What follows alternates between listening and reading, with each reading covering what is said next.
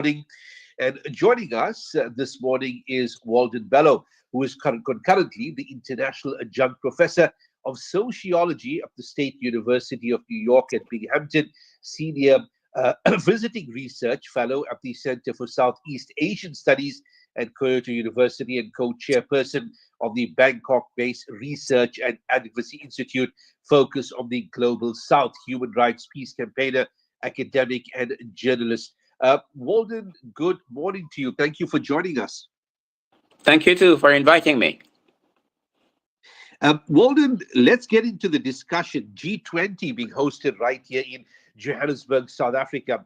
China has ruled out a leaders' meeting with Japan at the G20 summit in South Africa, thus far as what we know, as ties between the two Asian giants continue to fray over Taiwan, which has long remained a bone of contention between Taiwan and Japan. Japan, one may say, primarily representing the Western interest, and China still holding on to the claim that Taiwan is ours. How do we see the way forward here, Walden? Well, yeah, Japan has a one China policy like the United States and most other countries in the world, which means that it recognizes the sovereignty of China over Taiwan. And at the same time, over the last several decades, Taiwan, despite the one China policy of the United States, has enjoyed the protection of the United States with the implicit understanding, that the U.S. would militarily protect Taiwan. And Japan, being an ally of the United States, has also had this sort of ambiguous relationship to Taiwan. And now what has happened is this was a vague kind of understanding in the past, but what the current Prime Minister, Sanae Takaichi, has done is to make it explicit that Japan may deploy military force in the event of a Chinese invasion of Taiwan. And so what was implicit has become explicit, and this has really angered Beijing.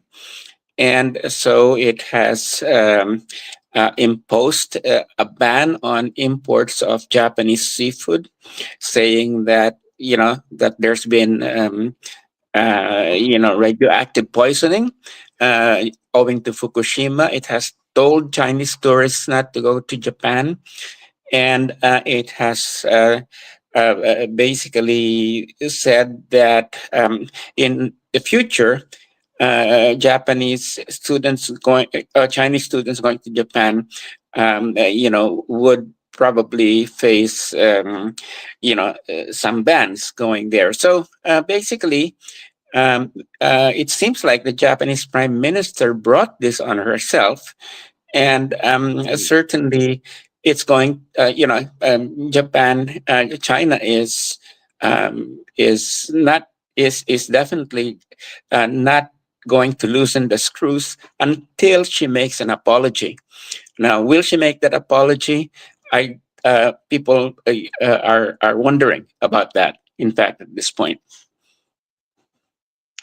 Walden, moving the discussion, when one thought that President Ferdinand Marcos, has escaped, Filipino discussion or world discussion, Philippine President Ferdinand Marcos's estranged sister, who's a senator, publicly accused him of being a long-time drug addict whose alleged cocaine dependence has led to problems in his governance, including corruption. Uh, how is this being received in the Philippines? Noting once again, this is the Marcos surname that's once again featuring within Filipino politics. Well, it has been, people for some time have been, assuming that Bongbong Marcos, the president's former President Marcos's son, was taking drugs. But the accusation from Amy Marcos, the senator, who's his sister, was extremely devastating because she pictured him as very drug dependent, wandering through the palace along with his drug addled wife and son, and with their cronies all stoned and drunk with alcohol. So it the way that she portrayed it is that basically there's no one guiding the ship of state in the Philippines because they're all high on drugs. And that this has led to also a lot of corruption, and in terms of the way that the president has been governing, in terms of giving all sorts of privileges and budgetary allocations to his cronies. So it's devastating, and it's definitely going to have an impact on what's going to happen next, because the Philippines right now is just racked with this tremendous scandal over the expropriation of budgetary resources devoted to flood control. And while there is a commission that is investigating it, people are beginning to say, if the president himself is involved in the corruption in a very deep way, then there's no way that we can expect this independent commission to yield any results. So that's the kind of situation to which the Amy Marcos's revelations, doused. I mean, it poured gasoline to the flames of the allegations of corruption.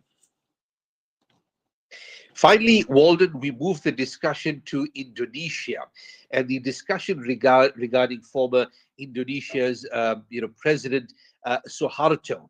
The late leader was named Indonesia's national hero. The Indonesia's president, Prabowo Subianto, has presented former President Muhammad Suharto, accused of corruption and human rights violations, with the national hero title. Wanted to look at the legacy of former President Muhammad Suharto. Your opinion, worthy of this national hero title that has been confirmed of him or not? I'm sure he's got his supporters out there in Indonesia, but many saying that, this is a corrupt individual that's got no place receiving the national hero title.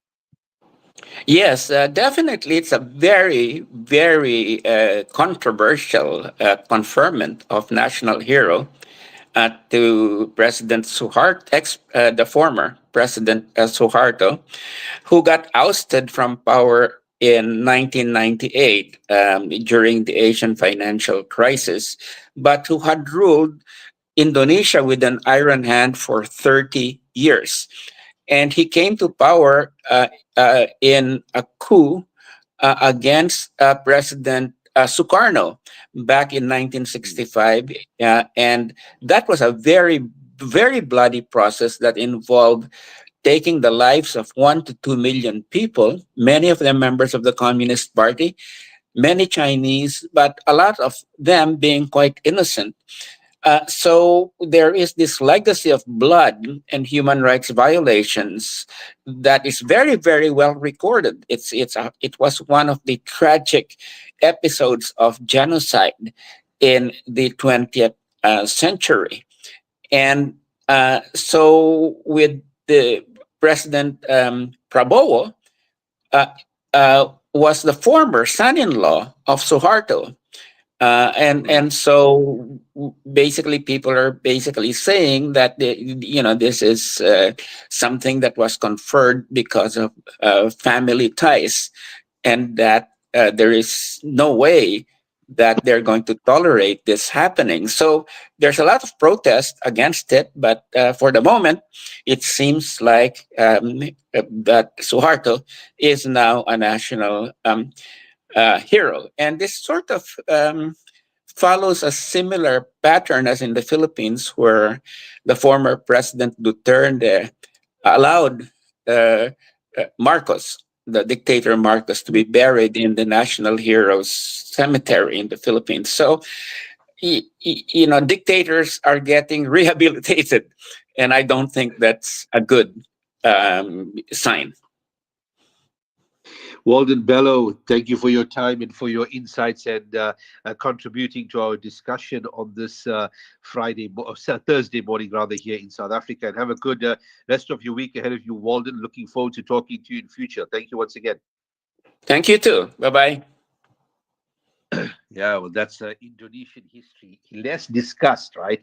You know, that 1960 period was the same time as Vietnam was taking place, and Yes, Sukarno was yes. accused by